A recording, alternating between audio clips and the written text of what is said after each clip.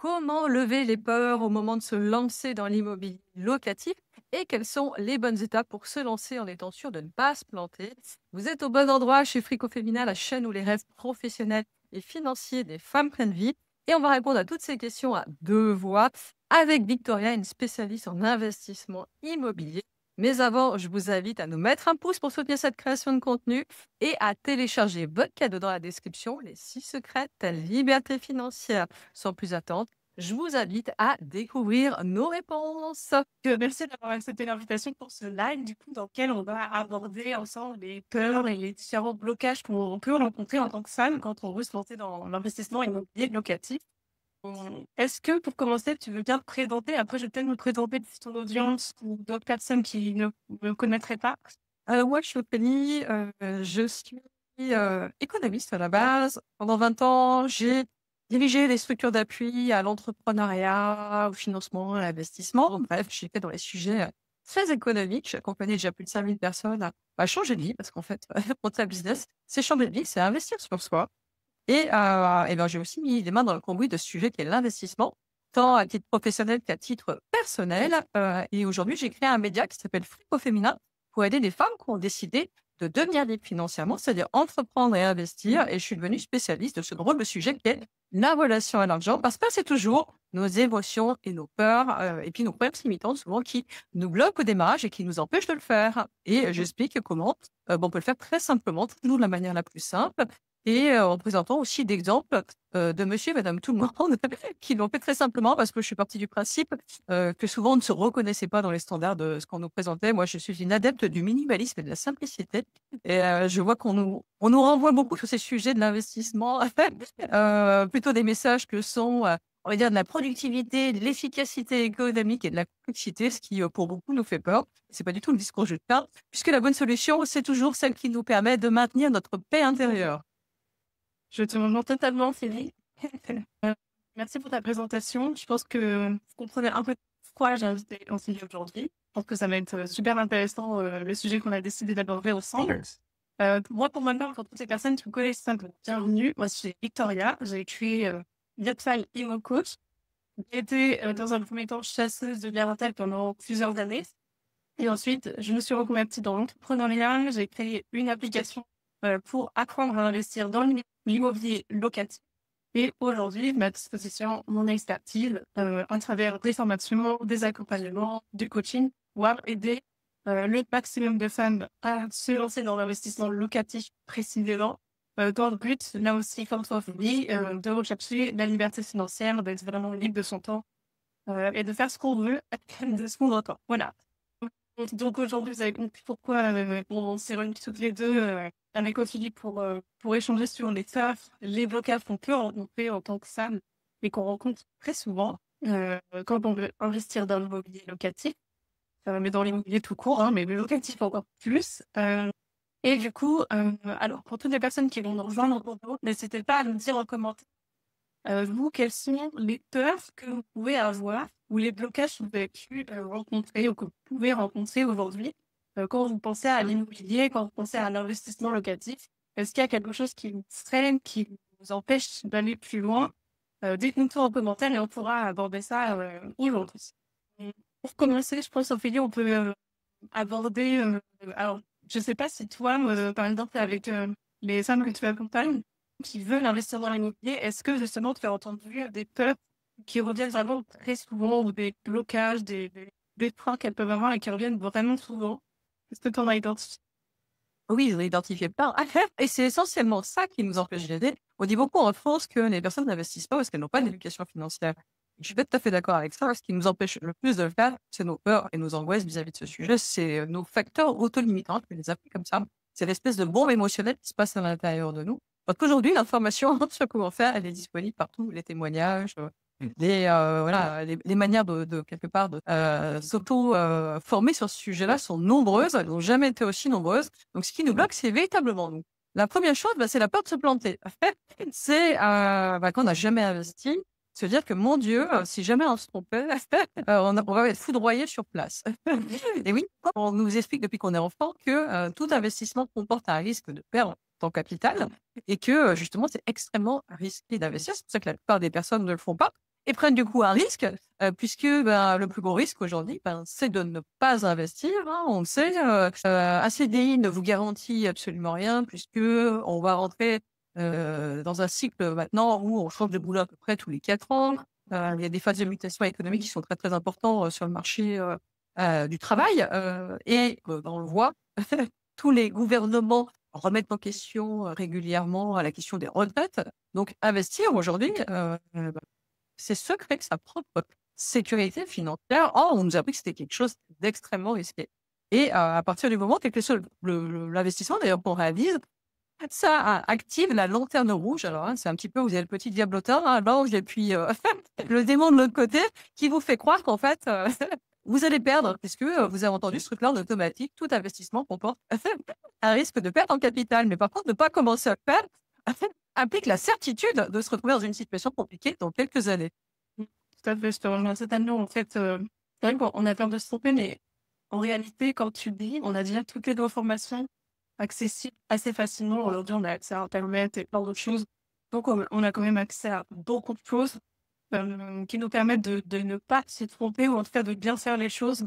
Après, effectivement, c'est quand même un investissement, conséquent parce qu'on parle pas, de quelques centaines d'euros qu'on va investir. On va parler de plusieurs dizaines de milliers d'euros, voire centaines de milliers d'euros. Ça peut faire peur. Ça fait aussi partie des peurs, des fois, de nombreuses sommes.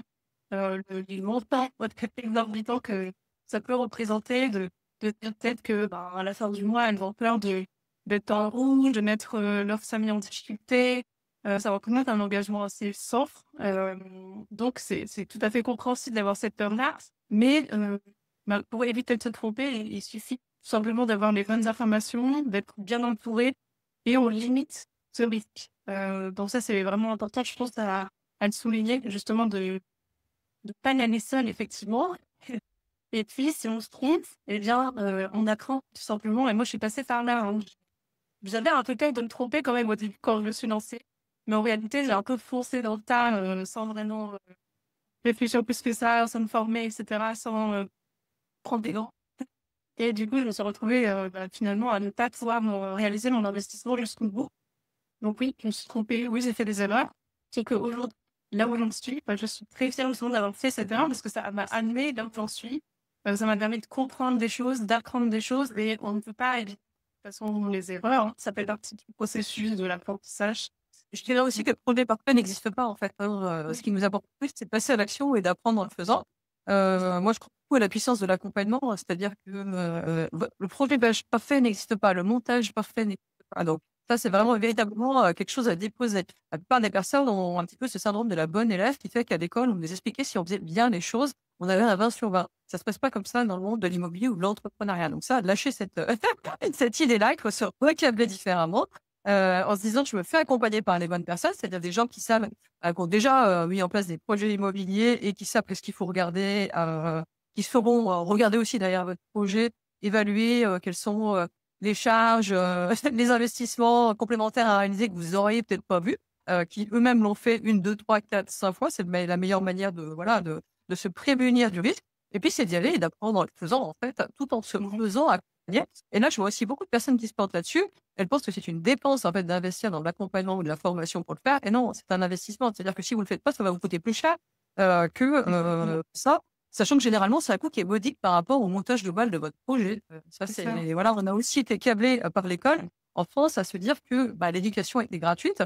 Or, à partir du moment où on se met à investir, il faut toujours mettre un pourcentage sur le fait de se faire accompagner et de se former à ce qu'on fait pour comprendre ce qu'on fait et diminuer, en fait, le potentiel de risque de se planter. Oui, tout à fait. En fait, le fait de ne pas investir dans ce type de projet-là, enfin, pas investir sur soi ou pour se faire accompagner pour faire ce type de projet-là, pour moi, c'est une des plus grandes erreurs finalement parce que si on se trompe de projet, si on se trompe d'investissement, ou si on fait mal les choses, ça va être très vite nous coûter très cher. En immobilier, ça monte très vite. Et en accompagnement, pour le coup, c'est dérisoire à côté. Vous auriez pu perdre de l'argent, vous auriez pu perdre à côté. Donc, oui, pour moi, je te rejoins totalement. Et tu parlais aussi de choisir le bon projet. Effectivement, je vois beaucoup une tendance en ce moment où tout le monde va vers la même chose. Tout le monde se dit oui, ce qui est rentable aujourd'hui, c'est la LCD à 10. Aujourd'hui, on peut pas faire d'argent autrement que comme ça, et donc tout le monde fait ça, mais en fait, ça ne convient pas à tout le monde. Un projet, il est bon pour soi, mais il est pas bon pour tout le monde. Ça dépend vraiment de qui on est, de quelle approche on a de l'investissement, l'approche au risque aussi qu'on a, le budget, ce qu'on a envie d'en faire, quel est l'objectif derrière l'investissement, pourquoi tu investis? Est-ce que tu investis pour ta retraite, pour donner un revenu complémentaire, ou pour la succession? Plein de raisons qui font que ton objectif ne sera pas le même, et du coup, ton projet ne sera pas le même. Donc, tu auras un bon projet pour toi, mais pas pour les autres. Donc, c'est là où c'est important aussi de se faire accompagner de personnes qui sont déjà passées par là, et qui savent orienter dans les bonnes directions pour pas faire comme tout le monde, entre guillemets, et la tendance à passer dans 2 ans, ce sera plus la typique, ce sera autre chose. Donc, Oui, alors ça, justement, moi, c'est un truc qui m'amuse beaucoup parce que bah, ces sujets, alors moi, ça fait plus de 25 ans que je suis dans le milieu économique et que je vois passer les tendances qui m'amusent. Parce que ce qui est tendance à me fondre, je ne l'ai plus de 2 ou 3 ans après. Et tout le monde a pensé que vous avez loupé le bon plan. Bah, le bon plan, c'est en fait de trouver le projet qui vous va bien. C'est juste ça qu'il faut réfléchir et ça parle de vous déjà. Et puis dites-vous bien que selon les secteurs, selon ainsi de suite, ça veut rien dire. Donc ça, c'est du marketing en fait. Il y a des gens qui vous vendent des programmes en disant c'est comme ça que vous gagnerez de l'argent, il n'y a pas d'autre solution possible. Commencez déjà par ne pas acheter ça, mais vous faire accompagner par des gens qui ont vu un peu tous les cas de figure, qui ont cette notion aussi de qu'est-ce qui fonctionne, c'est quoi réellement la rentabilité qu'on peut espérer actuellement derrière des projets, ainsi de suite. Mais c'est pas le seul critère parce qu'en fait, chaque projet est unique et vos besoins sont uniques, votre stratégie est unique. On en parlera justement sur les étapes. La première des choses à se poser, c'est quelle est la vie que j'ai envie d'avoir et qu'est-ce que ça va me permettre d'accéder en fait. Parce que selon ce vers quoi vous vous orientez, votre horizon d'investissement, qu'est-ce que vous voulez faire? Est-ce que vous restez dans votre pays? Est-ce que vous déménagez? Ce bien, il est fait pour être revendu? Vous avez un peu d'argent à mettre ou pas beaucoup? Ça va complètement changer les choses. Et ça, c'est important aussi de se poser pour véritablement réfléchir à tout ça. La plupart des gens ne réfléchissent qu'en termes de rentabilité. C'est pas les bonnes questions, ça, c'est des questions qui viennent après, au moment du montage du projet.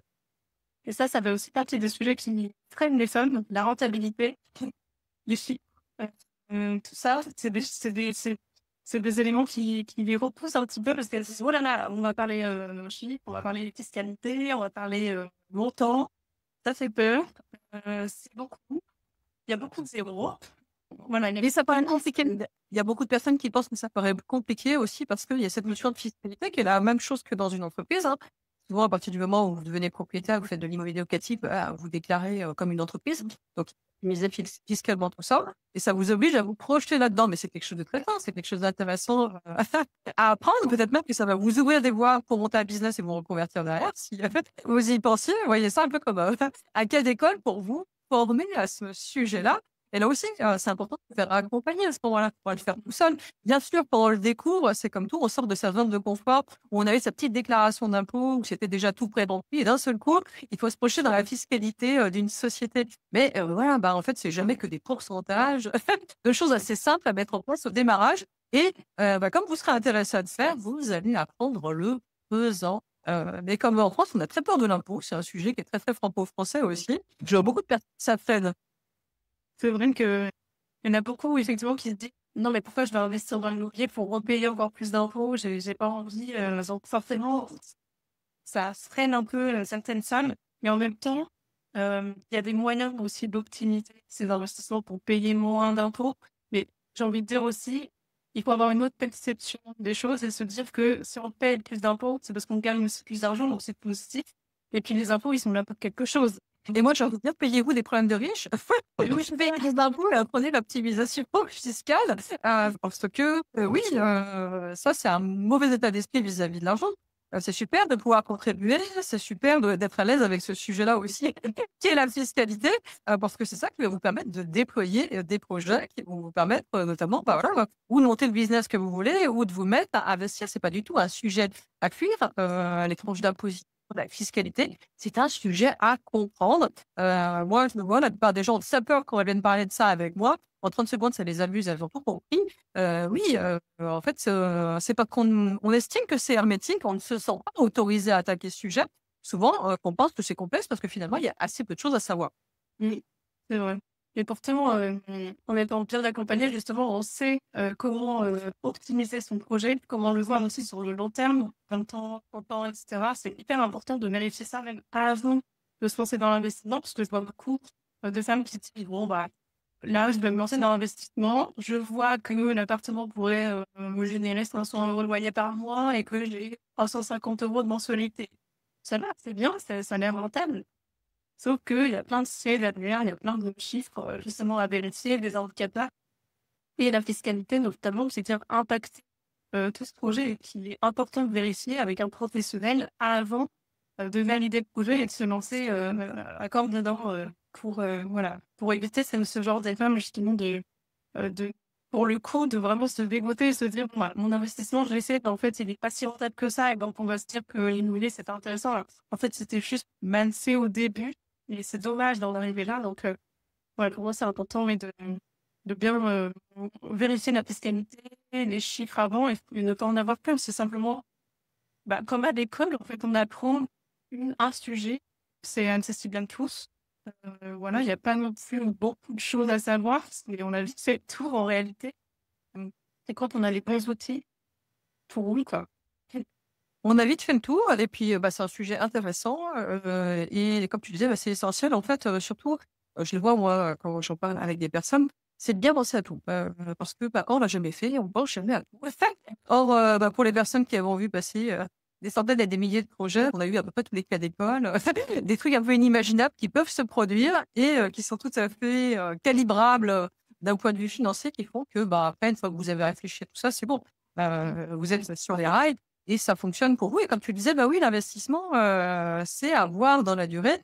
On regarde souvent l'équilibre du cash flow, mais c'est aussi, le potentiel de valorisation d'un bien et de revente à terme aussi qui, des fois, peut être Mmh. intéressant. Ouais, ça dépend un petit peu quelle est votre optique. Oui et d'ailleurs, toi, c'est vraiment ton sujet aussi, Kelly, je pense que là, on touche vraiment ce sujet de la croyance limitante justement autour des chiffres, de l'argent. Il y a beaucoup de femmes qui disent: «Mais moi, je suis nulle en maths, je suis nulle en chiffres, je sais pas, comment faire, voilà, j'ai peur de m'endetter». Comment tu fais, pour les aider justement à passer outre cette croyance-là? Parce qu'au fond, c'est juste une croyance sur elles-mêmes qu'elles ont, mais une fois qu'elles comprennent que c'est une fausse croyance et que, finalement elles sont «bonnes en chiffres» entre guillemets et qu'elles sont à l'aise dans leur projet, ben, elle va rouler tout seul.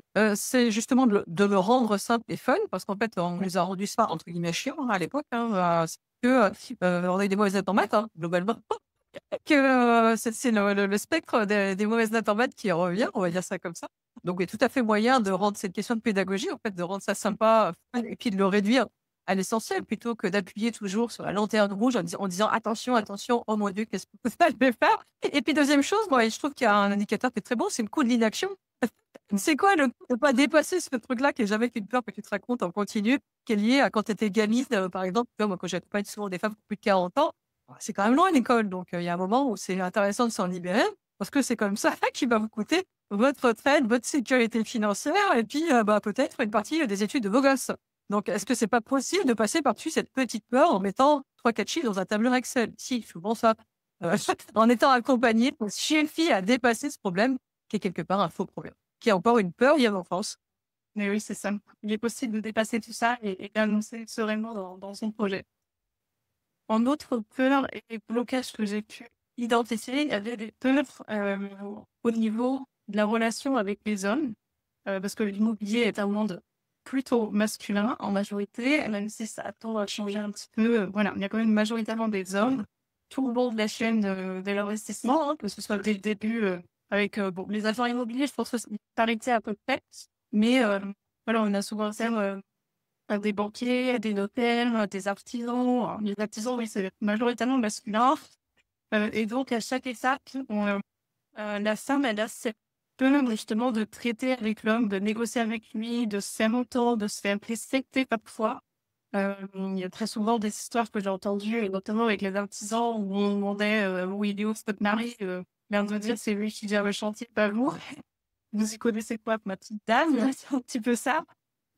Ça, c'est vrai, c'est des choses qui peuvent freiner les femmes pour, se lancer sereinement dans l'immobilier et pourtant, il y a de plus en plus de femmes, qui travaillent autour de l'immobilier, hein et heu et au contraire, je pense qu'il y a une ouverture d'esprit qui se fait, dans chaque métier et qui accueille, les bras grands ouverts, ces femmes justement sur ce secteur. Qu'est-ce que tu en penses toi, Ophélie?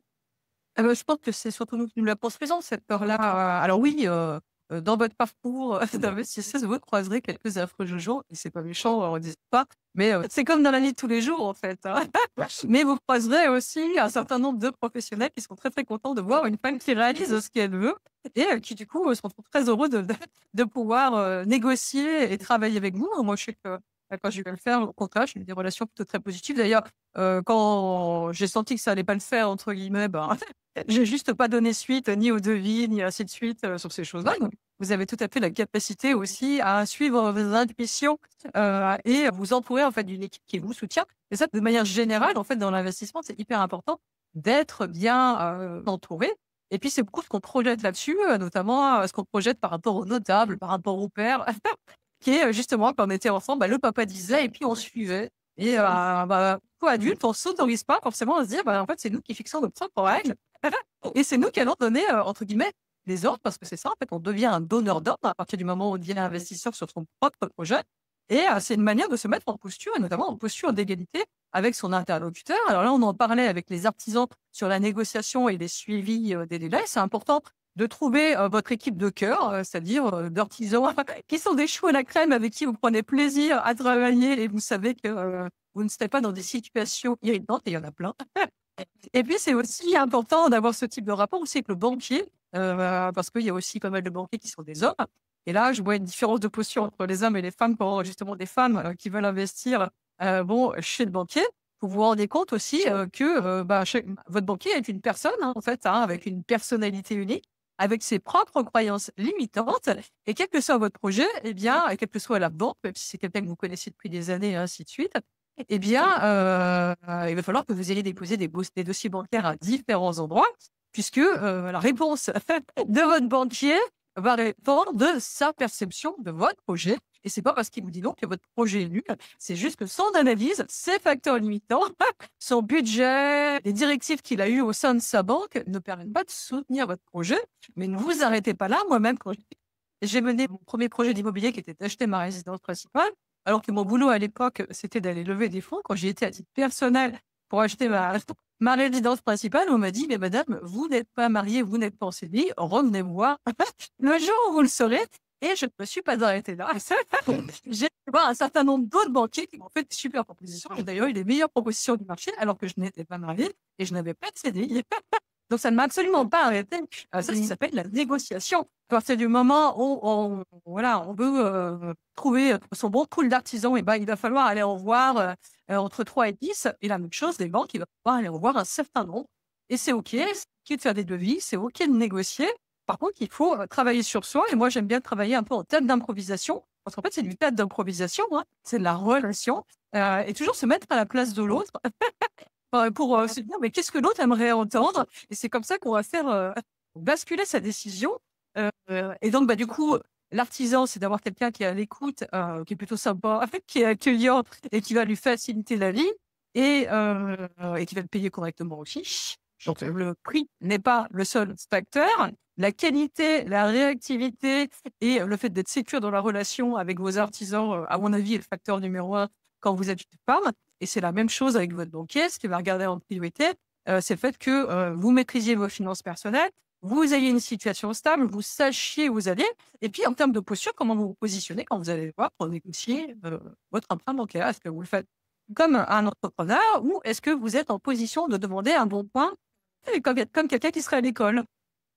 Effectivement, comme tu dis, en fait, ça reste des êtres humains. Donc, en fait, avec certaines personnes, ça passe, avec d'autres, ça ne passe pas. Et comme tu dis, chaque être humain a déjà cette croyance, cette perception qui vont influencer le résultat, le traitement de dossier, l'analyse des projets. Voilà. Donc, c'est vrai que c'est très intéressant, je trouve, de faire plusieurs banques, mais même au sein de la même banque, parfois, d'un conseiller à l'autre, ça peut être un oui et un non. En fait. Donc, vraiment, ça peut vraiment jouer. Donc, ne pas hésiter à persévérer jusqu'à trouver la petite scène qui peut-être du projet STEM vous suivra dans les prochains projets. Et pour l'artisan, effectivement, ça aussi, ça demande beaucoup de recherche, d'études. Je pense que là aussi où on a une force, nous les femmes, c'est qu'on a cette intuition un peu plus forte que la majorité des hommes. Et du coup, on sent les choses. Même si parfois on n'est pas capable de les expliquer, on arrive à sentir qu'il y a quelque chose avec qui ça ne va pas passer. Ou au contraire, lui, je le sens très bien. Bon, je vais même valider les autres points que tu as pu citer tout à l'heure. Mais en tout cas, oui, c'est vrai que ça peut demander au premier abord un travail un peu supplémentaire. Il n'empêche que quand on trouve les bonnes personnes et qu'on est bien entouré, tout se passe bien après. Et la majorité des projets, moi, que mes clientes, elles ont eu, elles ont trouvé des très bons partenaires. Ça s'est super bien passé. Et voilà, après, ça veut pas dire qu'elles n'ont pas rencontré les difficultés avant. Mais quand elles ont trouvé les bons partenaires, en fait, tout roule et elles peuvent refaire d'autres projets avec les mêmes partenaires. Donc, c'est vraiment important. Ouais, je vois ça aussi comme un business, hein, c'est la même chose en Oui, entrepreneuriat. Et vous trouvez votre pool de partenaires, mais on fait pas tout toute seule, et ainsi de suite. C'est à peu c'est près ça. la même chose. Et c'est ça où c'est intéressant, si vous posez aussi la question de vous dire à un moment ou à un autre, je me mettrai à mon compte, bah, ça nous prétend aussi à ça. Oui, c'est ça. D'ailleurs, il y en a beaucoup qui n'osent pas se lancer dans l'immobilier parce qu'elles sont toutes seules. Elles disent, bon, je vais peut-être attendre d'être en couple, ce sera plus facile déjà à deux parce qu'on a plus de capacité d'emprunt. Et puis, s'il y a monsieur, je peux me reposer un peu sur lui, voilà, il pourra me soutenir sur ce projet. En réalité, il ne faut pas attendre d'être en couple, hein, à mon avis. Il faut le faire pour soi. Et une fois que vous allez vous en lancer, vous allez vite vous rendre compte qu'en fait, vous n'êtes pas seul, justement, parce que on va avoir tous ces interlocuteurs autour de nous avec qui on va avancer dans notre projet. Parce que c'est pas vous qui allez financer votre propre projet, c'est pas vous qui allez refaire le bien, le rénover.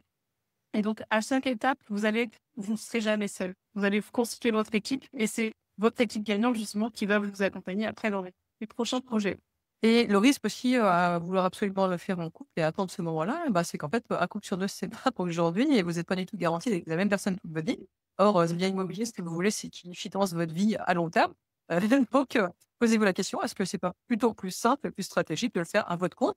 Et votre compagnon ou votre compagne aura lui-même sa propre stratégie financière. Un couple qui fonctionne bien, c'est une équipe projet où on met en commun peut-être plutôt la résidence principale et les choses qui sont liées à ce qu'on a envie de réaliser en commun. Et puis, bah, des systèmes d'investissement aussi pour ça, bah, parce qu'on est sur une génération où on ne fonctionne pas tout à fait comme nos parents.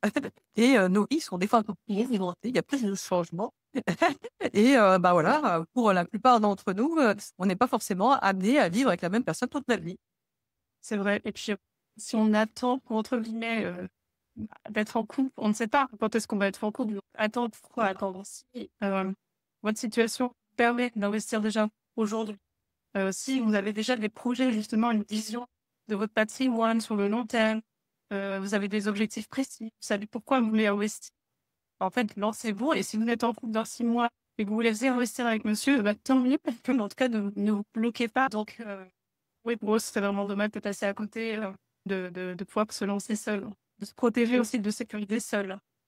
Et c'est aussi une des peurs, le fait d'être engagé à trop long terme et pas pouvoir sortir du projet. Bah, dites-vous bien que votre premier investissement immobilier, ne sera certainement pas le dernier et vous en sortirez un jour. Et justement, il sera lié à un projet, à une manière de voir votre propre vie, à une échéance. Il y a un moment, bah, quand vous aurez réalisé ça, eh bien, peut-être que vous aurez changé moi-même, entre le moment où, quand j'ai acheté mon premier bien immobilier, j'avais 27 ans. Et maintenant, où j'en ai 40, bah, je vois pas du tout ma vie de la même manière, je ne fonctionne pas de la même manière, pas du tout sur les mêmes stratégies. Et c'est OK, c'est normal. Et justement, c'est aussi une croyance limitante. Il y a pas mal de personnes qui pensent qu'une stratégie d'investissement, entre guillemets, est gravée dans le marbre. Ben non, elle doit évoluer avec votre vie et vos envies. C'est ça. Je rejoins aussi. C'est vrai qu'on a cette vision de long terme. C'est beaucoup pour la résidence principale, je dirais plus que l'investissement locatif. L'investissement locatif, on se projette sur les premières années. Même quand on se dit, bon, je vais le revendre, acheter une chose, on est un peu plus flexible. C'est vrai que la résidence principale ou même d'autres investissements, on le voit sur le long terme, mais il y a un engagement aussi envers la banque, forcément sur 15, 20 ans, 25 ans, 30 ans pour certains. Donc, c'est évident que voilà, il y a un engagement certain, mais il n'empêche que ça n'empêche pas de sortir de cet engagement, de revendre le bien, d'annoncer sur un nouveau projet. Enfin, voilà, comme tu le dis, à chaque étape de la vie, en fait, on a notre vision, nos objectifs, tout change, tout évolue et rien n'est figé dans le temps. Mais on n'est pas, comment dire, bloqué pendant 20 ans sur un projet. Et c'est souhaitable parce que justement, la manière d'investir, les bons investissements, les bons endroits évoluent avec le temps. Par exemple, je donne un exemple très, très concret. Aujourd'hui, les grosses villes, l'immobilier classique où on disait toujours l'emplacement dans les grosses villes, c'est toujours ça qui payera. Bah, c'est plus forcément ça, puisque c'est plutôt les villes moyennes à 1 heure, on va dire des grosses villes, qui ont vu, le prix du marché augmenter de 20 là où les grosses villes, l'ont vu descendre de 20. Sauf qu'il y a 20 ans, tout le monde vous tenait un discours contact qui disait: «Ah, c'est gravé dans le marbre, ça ne changera jamais». Aujourd'hui, les systèmes, de location, qui ont le «vent en poupe» entre guillemets, sont pas du tout, ceux, dont on parlait il y a 20 ans, les colocs multigénérationnels, l'habitat de loisirs courte durée, tout ça, Oui, c'est pas du tout à la mode, il y a presque 10 ans. c'est ça et ça rejoint ce qu'on disait tout à l'heure finalement où on n'est pas obligé finalement de suivre une mode, une tendance, puisque ça évolue tout le temps. Et donc là aussi, on est voilà, on évite de faire le projet qui nous convient à l'instant T en fonction de notre état de vie actuel en fait et de nos envies, nos ambitions. Donc ça c'est important. Et sinon, j'avais identifié aussi beaucoup alors moi particulièrement dans mon audience, j'ai beaucoup de femmes qui ne savent pas par où commencer. Elles se disent bon, là j'ai envie d'y aller, j'ai envie d'investir, mais par où je commence? Il y a beaucoup d'infos, mais je suis perdue. En fait, je sais pas par où commencer et donc c'est vrai que ça, c'est, quelque chose qui freine parce qu'il y a une surconsommation d'informations et en fait, ça limite le passage à l'action. C'est important justement de savoir par où commencer, quand, comment, heu, qu'est-ce qu'on fait avant de faire autre chose et pour ça, en fait, se faire accompagner, ça reste toujours la meilleure option, sachant que c'est toujours du sur mesure, l'accompagnement parce qu'en fait, on a chacun un projet individuel et personnalisé en fonction de ses objectifs, de sa vision, de où on en est dans notre vie, de ce qu'on cherche à travers l'immobilier et donc en fonction de ça, on va pas appliquer les mêmes méthodes, les mêmes stratégies, et donc c'est là où c'est important de ne pas être seul sur ce projet. Et ça alimente aussi la peur de mal faire, justement, de se dire: «Alors j'ai commencé par, faire une visite, mais je suis pas allée voir la banque encore», par exemple. Bon, bah, là, c'est une erreur. Il faudrait d'abord aller voir la banque, vérifier sa capacité d'emprunt et ensuite, si c'est un go de la banque, en tout cas, elle vous dit: «Vous pouvez emprunter, un tel montant», vous pourrez commencer à chercher des biens, dans votre budget et vous pourrez déjà avancer un peu plus vite. Donc voilà, je sais pas ce que tu en penses? Première chose, le paradoxe du choix. Je disais: «Oui, aujourd'hui, on est dans une société où il y a jamais autant de choix». Les gens me disent des fois: «Je ne sais pas ce qu'il est possible de faire» et heureusement que je ne vous dis pas tout ce qui est possible de faire parce que sinon vous ne passerez jamais à l'action.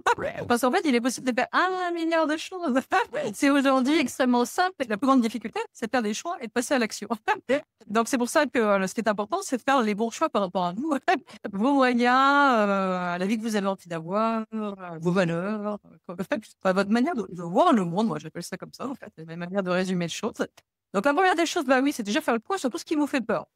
Tout ce qui vous fait peur et mettre en face, une solution. Parce que comme ça, au moins, bah, votre projet IA, il va commencer à se dessiner. Parce que oui, restez pas au pied de vos peurs. Avoir peur, c'est normal. Moi-même, j'ai peur tous les jours dans tous les projets que je mets et pour autant, j'avance. Je fais un petit pas qui m'amène jusqu'où je veux. Par contre, j'ai quand même établi une liste des choses que je ne voulais pas. Donc vous avez quand même le droit aussi de vous dire: «Ça, je veux pas» et sachez bien qu'il y aura toujours une modalité pour le faire et un projet qui correspond aussi à ce que vous voulez.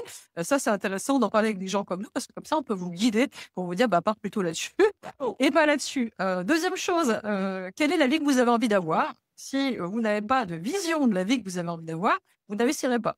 Je vois, chez tout le monde, tout comme vous n'entreprendrez pas si, vous n'avez pas dans le viseur quelque chose qui fait que vous allez continuer à avancer les jours où c'est un peu plus difficile et que vous avez une motivation, pourquoi profond. Donc véritablement, c'est le temps de réfléchir à la vie que vous avez envie d'avoir. C'est aussi ça qui décidera l'investissement immobilier que vous choisirez, demain. Voilà, on n'a pas tous les mêmes envies. Croyez pas que, voilà, votre cousin, vos copines, vos copains, vos collègues ont les mêmes envies que vous. Non, c'est important de, vous re-questionner et re-questionner votre noyau intérieur. Autre chose, faites le toilettage dans vos finances, donc c'est-à-dire assainissez, la situation. Mettez en place un budget avec tout qui est automatisé parce que votre banquier, c'est ce qu'il va demander derrière, pour vous faire confiance. C'est aussi ça qui fait que vous allez pouvoir dégager des marges de manœuvre financières et puis c'est ce qui fait que vous ne vous prendrez pas, entre guillemets, «la tête» avec l'argent. L'argent est fait là pour vous rapporter et vous apporter de la quiétude et des projets, vous aider à faire ce que vous voulez faire et pas pour vous prendre la tête et pour ce faire, il faut mettre le nez dedans pour organiser des choses, de manière très, très fluide, éviter les fuites et puis faire en sorte que l'argent aille au bon endroit pour nourrir les projets que vous voulez voir fleurir. Autre sujet, tu me disais justement, après le budget, c'est aller, voir quelle pourrait être sa capacité d'emprunt. Donc là, c'est le fameux rendez-vous chez le banquier. Alors, vous pouvez regarder en ligne, même maintenant, sur des simulateurs, quelle serait ma capacité d'emprunt par rapport à votre taux d'endettement, voilà, quel type de projet je pourrais viser, quel budget à moyen je pourrais viser. Et puis, arrive seulement la question de quel type de projet je pourrais mettre en œuvre. C'est après tout ça et c'est pas avant. Alors que tout le monde va commencer par la fin, c'est-à-dire la solution, le résultat, alors qu'on n'a pas posé les briques du projet qu'il faut qu'on est sûr d'avoir le bon projet et que ça va rouler pour nous. Et effectivement, c'est hyper pertinent ce que tu dis. C'est ce que je constate beaucoup, justement, c'est que beaucoup se disent, justement, je vais faire une LCD atypique, ça m'aide pas en studio, et voilà, j'ai 50 000 de budget, ça rentre dedans. Mais en fait, bon, c'est pas, on prend pas le projet par le bon bout. C'est important d'avoir, comme tu l'as dit, de bien gérer ses finances déjà. Parce que moi, j'aime bien aussi, j'utilise aussi des simulateurs en ligne pour vérifier sa capacité d'emprunt. Mais le faire vérifier par un vrai expert bancaire, c'est vrai pas incontournable parce qu'on a vraiment besoin de s'assurer que tous les comptes sont clean, que tous les sont ouverts. Et des fois, il y a des particularités dans certains dossiers qui font que ça ne passe pas. Et donc, c'est important de quand même vérifier ça, même si ça n'a aucun engagement en soi de prendre un dossier banquier, on ne signe pas tout de suite une prêt, hein, donc il n'y a pas d'engagement, c'est simplement faire le point. Et en fait, on n'est pas obligé de continuer avec lui si on ne le sent pas non plus. Et peut-être qu'un banquier vous dira ça, et un autre banquier vous dira B, et ça vous pousse, si vous regardez, peut-être comparer éventuellement en fonction des situations. Et puis, ça va vous permettre de désacraliser ce moment qui est le rendez-vous avec le banquier. Parce que vous allez imaginer les dents de la mer quand vous ne l'avez pas fait. Le banquier est un être humain, hein, comme vous et moi, qui va à la plage avec ses enfants et qui mange des barbecues. Et vous allez vous en rendre compte. Et du coup, ça vous permettra de comprendre comment est-ce qu'il est câblé, comment lui fonctionne. C'est ça qui va, sur le deuxième ou le troisième rendez-vous, quand là, vous allez négocier, vous permettre d'être assuré, d'être dans les bonnes conditions pour le faire. C'est ça. Et puis, du coup, le fait de le voir une première fois, ça permet justement d'amorcer un premier lien de confiance que vous allez créer avec lui. Vous allez commencer à apprendre à un peu mieux connaître, savoir comment il fonctionne, qu'est-ce qu'il attend. Vous pouvez déjà lui poser des questions et préparer justement le terrain pour la négociation après et qui sera beaucoup plus fluide et qui sera simple après à mettre en place. Donc ça, c'est important. Comme tu l'as dit, de savoir pourquoi on va investir. Ça, pour moi, c'est vraiment la première question. Quelle est notre vision de l'avenir? Qu'est-ce qu'on veut? Et qu'est-ce qu'on, du coup, on veut mettre en place pour y arriver?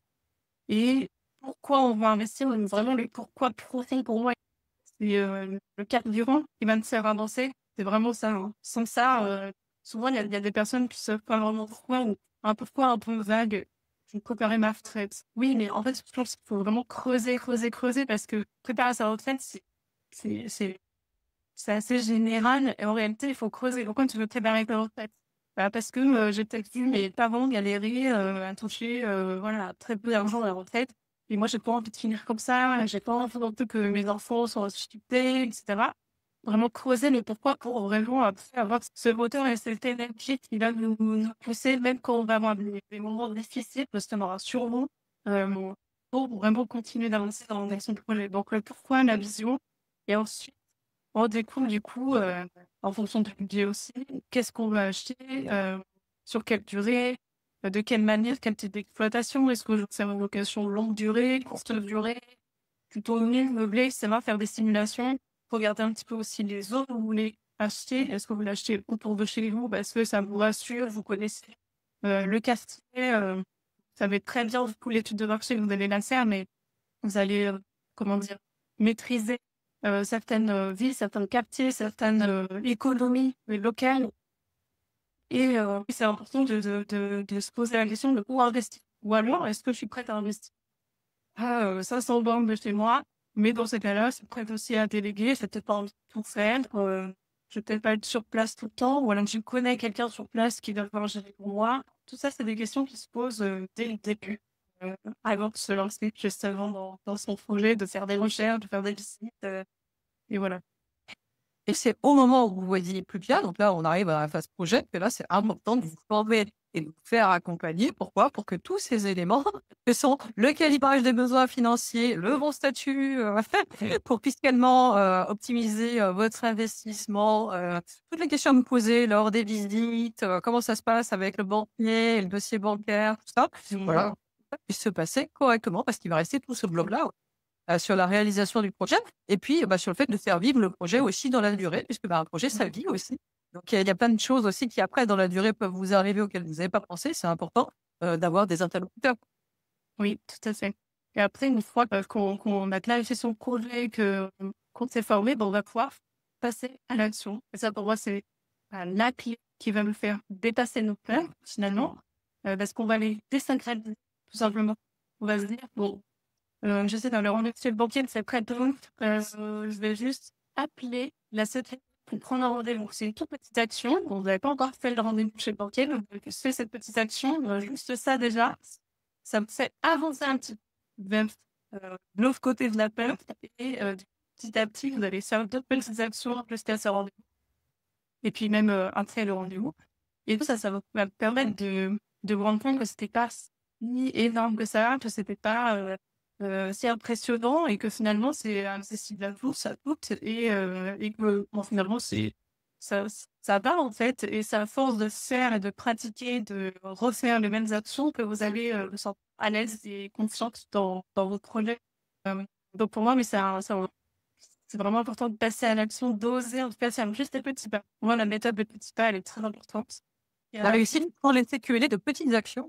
Souvent, quand vous voyez Totalement. des gens pour des réussites qui vous paraissent indécentes, dites-vous bien qu'en fait, la différence entre eux et eux, c'est depuis combien de temps est-ce qu'ils ont attaqué tout ce qu'ils ont appris au chemin en faisant toutes ces petites actions où ils ont eu peur et ils l'ont fait. Quand même, moi, toute ma vie, j'ai accompagné des entrepreneurs. On a tous peur.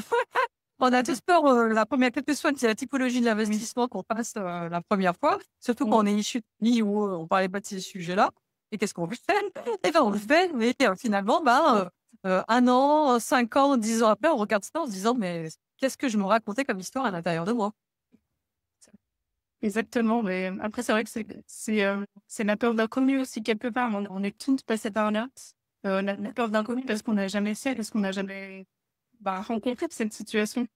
Forcément, c'est normal, quoi, ça va se faire. Il faut juste arrêter de réfléchir et se lancer. Pour vous compreniez que c'est votre mental, en fait, qui vous joue des tours. Notre mental, il est fait comme ça. Notre mental est câblé pour nous sursécuriser, pour nous éviter la douleur et les risques potentiels. Mais à tel point, en fait, il appuie sur la lanterne rouge, quoi qu'il se passe. Et c'est ça qui nous empêche d'avoir la vie qu'on a envie d'avoir. C'est extrêmement important de le comprendre pour à chaque fois analyser, est-ce que c'est la fameuse lanterne rouge qui m'empêche d'avancer ou est-ce que c'est un risque réel et c'est très, très important de parler avec quelqu'un pour justement analyser ce risque, parce que si vous avez décidé d'avancer dans la vie, il va falloir que vous appreniez à prendre des risques calculés, des risques mesurés, qu'ils soient financiers, relationnels ou ainsi de suite. À chaque fois que vous allez aller vers quelque chose de nouveau, vous allez rencontrer de nouvelles personnes, vous vous dire « Ah mon Dieu, je vais être rejeté, qu'est-ce que les gens vont penser de moi ?» ainsi de suite. Bref, vous allez vous raconter vos histoires à l'intérieur. Quand vous allez investir, vous allez mettre de l'argent avant d'en récupérer. Donc, mon Dieu, vous allez vous dire, je risque de perdre. Dans quoi me suis-je lancé? Et si ça ne marchait pas, vous allez avoir l'impression qu'on va vous couper un bras. Alors que non, en fait, c'est jamais qu'une question de chiffres dans les tableaux. C'est ça, le réel risque derrière tout ça, et ainsi de suite. Et c'est très important de comprendre justement comment fonctionne à la fois notre mental et nos émotions qui surjouent tout ça. Et encore plus quand il s'agit d'argent, parce que c'était mesuré justement par les neurosciences. Il est beaucoup plus douloureux en termes de perception émotionnelle de perdre de l'argent et de se dire qu'on peut perdre de l'argent qu'agréable de se dire qu'on peut en recevoir. C'est-à-dire qu'en fait, à partir du moment où on perçoit qu'il y a une peur potentielle, on ne joue pas. Quelque part, on ne joue pas le game, on ne va pas vers le projet, alors que finalement, on a plus de chances de réussir que de perdre au bout du compte. C'est vrai que le cerveau se focalise beaucoup sur le négatif, mais après, comme tu dis, le fait d'avoir peur, ça rassure, ça veut dire aussi qu'on a envie de faire les choses bien, qu'on n'a pas envie de se tromper, donc c'est positif. Mais en fait, finalement, comme tu l'as dit, en étant bien formé et bien accompagné, on sait ce qui nous attend de l'autre côté, ce qui nous fait peur. Et du coup, on sait aussi comment s'y prendre. Parce que la personne qui nous accompagne va pouvoir nous guider, nous dire comment y aller, comment faire. Et donc, c'est aussi pour ça que j'ai relancé la formation aujourd'hui. Il y a la formation Queen Academy, du coup, qui va permettre justement d'apporter à chaque étape de l'investissement un vrai guide. Je donne presque la main à chaque personne pour leur expliquer comment faire à chaque étape, quoi faire d'ailleurs, dans quel ordre faire les choses, et je me prépare plus facilement et donc je peux me lancer plus facilement. Donc c'est important de se faire accompagner, je pense, à mon sens.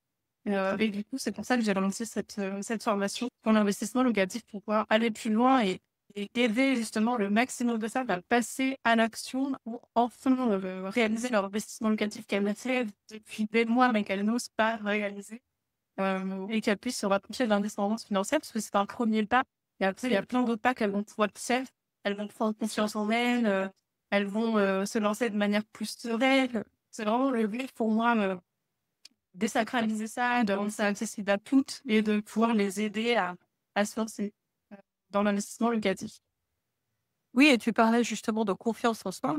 Pour avoir confiance en soi, ce qui est important, c'est de pouvoir être accompagné par quelqu'un en qui on a confiance. Donc, ça, je le vois, moi, chez les personnes que j'accompagne. Le fait de savoir que tu es accompagné par quelqu'un qui va toujours répondre, qui va pas te lâcher, quelle que soit l'heure, la personne sera là, répondra. Voilà, donc tu ne te sens plus seul. Hein, c'est comme si tu allais tu montais en haut du Mont Blanc, tu prends les guides, hein, parce que sinon, c'est trop compliqué de te dire que tu vas arriver en bonne santé en haut et tu vas pouvoir profiter de la vue. Ça te permet du coup de profiter de la vue sereinement. Et puis, comme tu disais, oui, la confiance, en fait, elle se bâtit. Il faut pas attendre d'avoir confiance pour agir. C'est peut-être d'avoir agi et de regarder ce qu'on a réussi à faire et qu'on a confiance et qu'on peut aller encore plus loin. C'est ça, ça se construit avec les actions, tout simplement. Merci Ophélie, du coup, pour le live. Je ne sais pas si tu avais envie d'ajouter quelque chose. Eh bien, osez, parce que de toute façon, quelles que soient les actions que vous posiez, ça vous fera avancer. Ça vous sortira de là où vous êtes. Et c'est surtout ça qui fait peur, ce changement aussi. On est câblé aussi. Avoir peur de tout ce qui sort de notre norme et de ce qu'on ne connaît pas, c'est ce qu'on vous expliquait. Et c'est pourtant ça qui va transformer votre vie positivement. N'en doutez pas. Ne doutez pas du fait que vous êtes légitime pour le faire. Vous n'avez pas besoin d'avoir un bac plus 1250 en finance internationale pour vous lancer dans votre premier projet immobilier. Dites-vous bien que le premier ne sera pas parfait et c'est OK parce que vous deviendrez bonne en marchant. Donc ça, c'est l'humilité. D'ailleurs, toi, ton premier projet, tu disais, tu as fait un certain nombre d'erreurs. Moi, si je devais refaire, c'est pas comme ça que je ferais et c'est OK. J'ai beaucoup appris en le faisant. Est-ce que ça a été un marasme pour autant? Non. Ça m'a appris beaucoup de choses. Et ça aussi, ce qui nous permet le plus de transformer nos vies, c'est le fait de se transformer à l'intérieur. C'est toutes ces connaissances et cette expérience qu'on acquiert pendant le chemin. Et si vous vous posez aussi la question de savoir est-ce que l'investissement immobilier est le bon support pour vous, ainsi de suite, moi j'interviens plutôt sur la partie en amont, qui est de vous aider à justement reprogrammer votre relation à l'argent et mettre l'argent au service de votre vie. Donc ça peut passer par l'immobilier locatif ou ça peut parfois passer par d'autres choix qui sont plus appropriés à votre personnalité et là où vous en êtes dans votre vie en ce moment. C'est super intéressant. Si vous souhaitez aller plus loin pour justement vous faire accompagner ou en tout cas vous former en étant sûr de ce que vous allez faire, de savoir comment vous allez vous y prendre avec confiance, de devenir sereine sur votre investissement locatif. Justement, j'ai lancé ma formation qui est encore en promotion jusqu'à la semaine prochaine, donc il ne reste plus que quelques jours. Il ne reste plus beaucoup de place aussi pour profiter des bonus exclusifs que j'ai proposés. Donc, je vous mettrai le lien en commentaire et puis on peut en discuter par message si vous avez des questions. Et vous avez désormais toutes les réponses à vos interrogations et toutes les clés pour lever les quelques stress ou angoisses que vous pourriez encore avoir pour vous lancer dans l'investissement immobilier. Je remercie encore Victoria pour cette invitation. Je vous invite à nous mettre un pouce pour soutenir cette création de contenu et à me faire part dans le petit questionnaire que vous trouverez dans la description de cette interview des prochains sujets que vous aimeriez qu'on évoque chez Fric au féminin. Je vous dis à très bientôt.